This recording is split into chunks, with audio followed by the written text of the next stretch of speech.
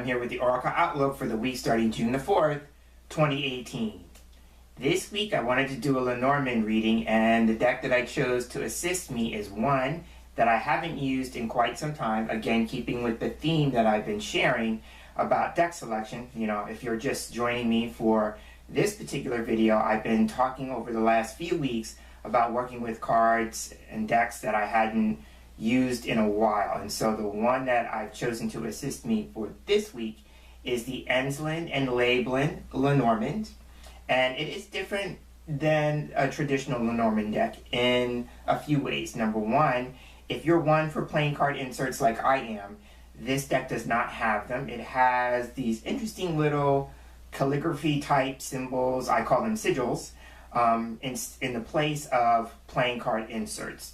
The other thing is that the cards are numbered differently than in a traditional deck. So some of the cards, while the majority of them are the same, they are in a different sequence in terms of numbering, in terms of the deck order.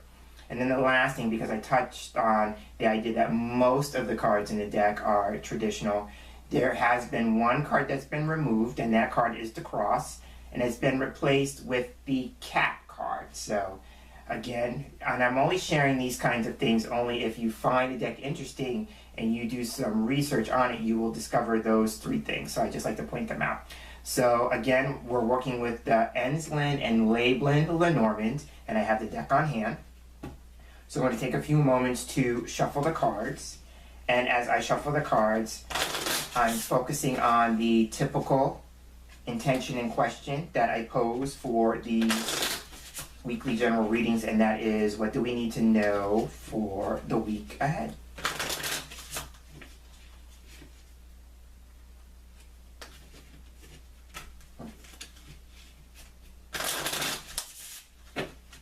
So I'm going to do a few overhand shuffles.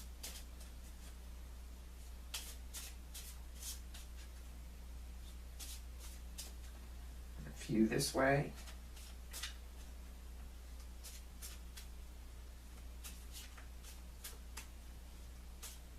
All right, I feel like that's good. Now I'm going to go ahead and cut the deck.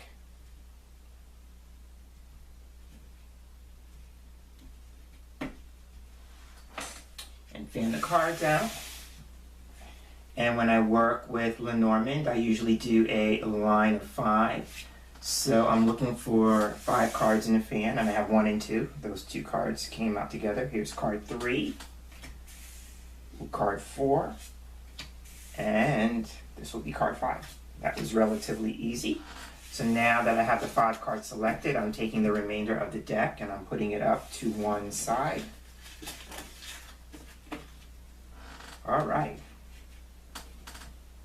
So now I have the 5 cards face down in front of me, and typically I start with the middle card. I always read the middle card as the central issue or the focus for the week ahead, but I'm feeling inclined. I want to start with the card on the far left and read the cards from left to right and seeing what the story is. And so the first card for me talks about how the story could unfold.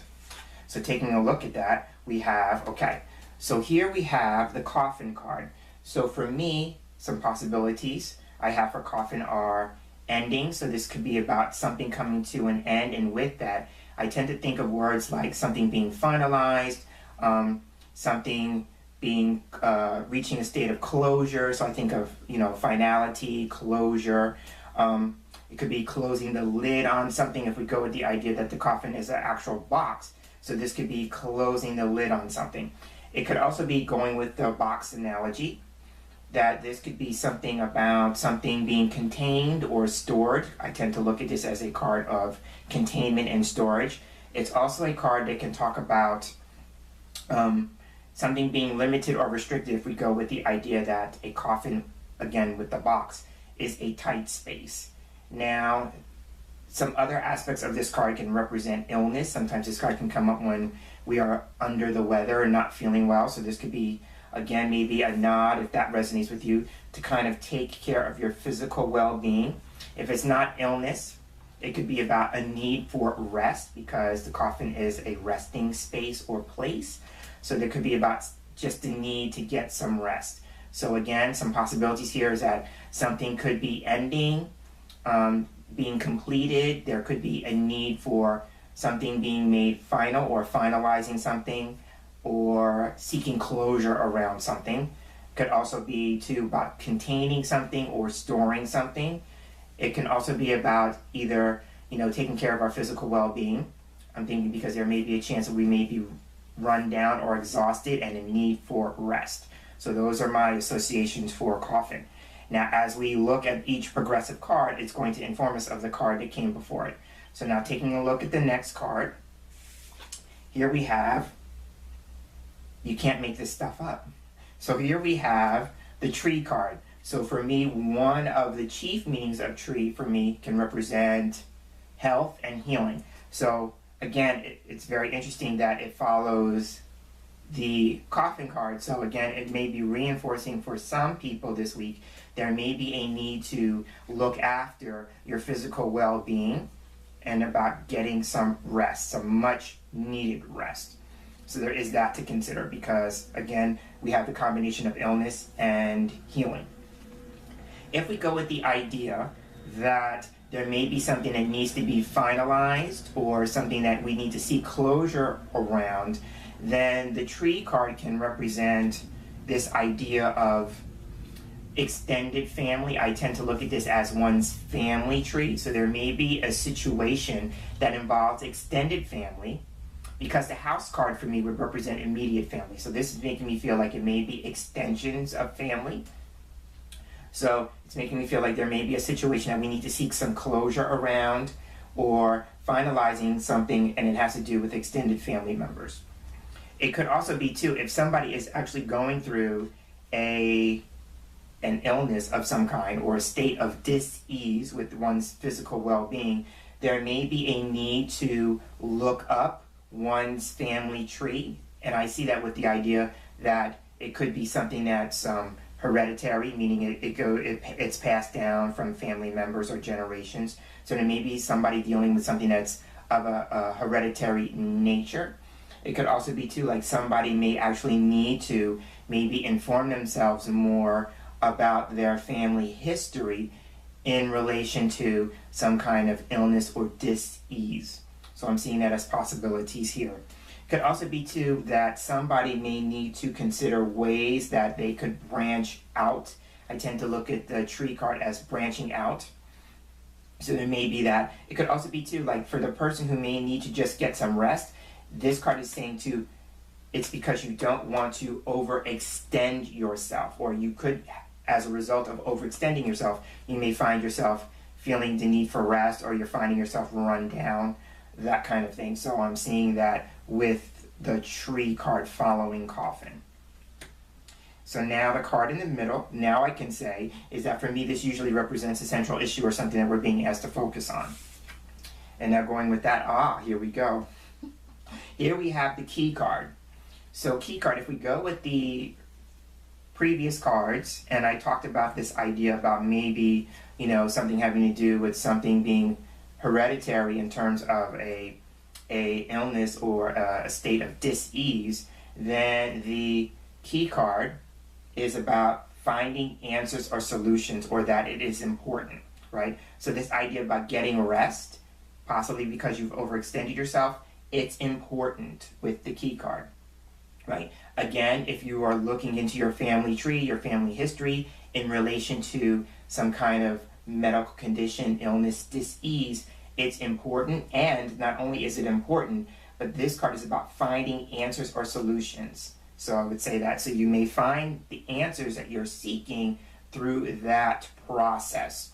The other thing about key for me, key can represent this idea about putting a focus on finding answers or solutions to problems we've been experiencing. It could also be about a discovery of something or something being revealed. I tend to look at key as a revelation card. So again, I'm thinking this is the week where we need to put some energy or some focus into finding answers or solutions that are important to some degree. It could also be too, the key for me represents the truth of the matter. So it could just be about somebody discovering or revealing some kind of truth. So those are my associations for the key card. And as I put the key card down, I noticed that combination with tree and key could just represent our idea about health is important. Health and our, physical well-being is important. It could also be too, like if we are working on closing something or finalizing something, again, going with the coffin card being the first card, and we are finalizing something, then the tree card would be about needing to be patient with the process. This, in that regard, then it would be saying too that patience is the key, right? So there is that to consider. Whatever it is that we may be embarking on this week, we may need to check the roots, meaning plant the seeds, having it take root. And then with that, if it's going to grow and develop, we may need to have patience because it could take some time. So that's where I get the idea about patience being the key. All right, so now let's move on to the next card. And the next card here we have, okay, so now here we have the snake card. So for me, snake can represent some kind of complication. That's my first go-to keyword for snake. So here we have a potential problem. So it could just be the discovery of some kind of complication, or that the answer that we are seeking, the answer or solution, is going to be complicated or complex. If we go with the snake card, for me, representing something being complicated and something being complex, the complexity of something. So that even though we are looking for answers, we are looking for the truth, we are looking for some kind of revelation, it may be a complicated or a long and winding process, or there may be some sort of complexity to those answers. So I'm seeing that with the snake card. I'm taking a moment to take a look at the card for some more information. Okay, so some other possibilities, and I have to put my disclaimer here out at this moment because I am not a medical professional, but if we're dealing with maybe a state of dis-ease or discomfort and some healing around that, the snake can represent things having to do with maybe possibly our plumbing, our internal plumbing. It could also be something having to do with our intestines, because the snake is something that coils, and I'm thinking of things in our body, our own internal system, that would fit that. So it could have to do with maybe our intestines, our intestinal tract, or our plumbing to some degree, our internal plumbing. That may be the place or the energy in which we may need to do some healing. So now as I talk about that, this could also be a different kind of interpretation. There may be someone out there who is contemplating or working as a spiritual healer. I tend to look at the tree card as about spiritual healing. And if that is the case, then somebody may be working with energy, and then I would read the snake card as Kundalini. So somebody may resonate with that. And so somebody, through their act of spiritual healing, may discover something having to do with Kundalini or Kundalini energy. So that's just a kind of different way of looking at the snake card. Now, the only other thing I will say is that this has the insert of a woman. So the snake card can represent a woman who may hold the key or the answer that we are seeking. If we go with the idea that this would represent a person, then the snake card can represent this idea of a woman who is clever, intelligent, and tradition holds for me, when this card comes up, she may be a woman who has dark hair and wears glasses. So there is that to consider. But there may be a woman who holds the key or has the answers or solutions that we are experiencing. The other thing here is that sometimes I tend to look at the snake card as deceit, if we go with the idea that the snake has a forked tongue. So key and snake could represent the discovery or the revelation of some kind of deceit. So that's just another way of looking at that. And so now let's take a look at the final card rounding out the line for this week. And we have the bear card. Okay, so bear for me is a card that can represent power and strength. So that would be my first go-to. If we go with the idea that coffin started off the reading this week, and we talked about it from a place of maybe possible illness, then the bear card coming at the end could be saying too, like as we heal and recover, we may get our physical strength back, I'm thinking like stamina. Stamina and strength may come back, you know, since this is the last card.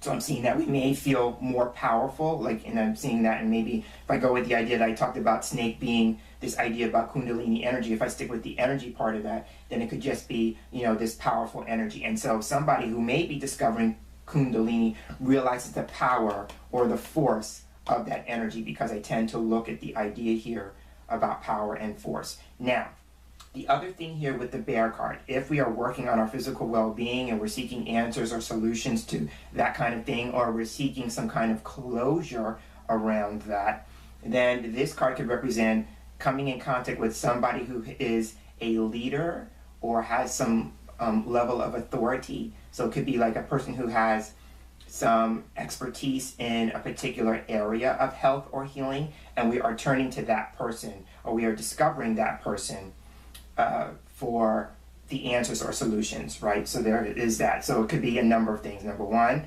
somebody's actually working on regaining their stamina, getting their power back, and it could be physical power, physical stamina. It could also be, too, somebody is seeking out answers or solutions, and they find themselves either finding some kind of resource, and that could be a material resource, or the resource is actually a person who has some authority in that particular field.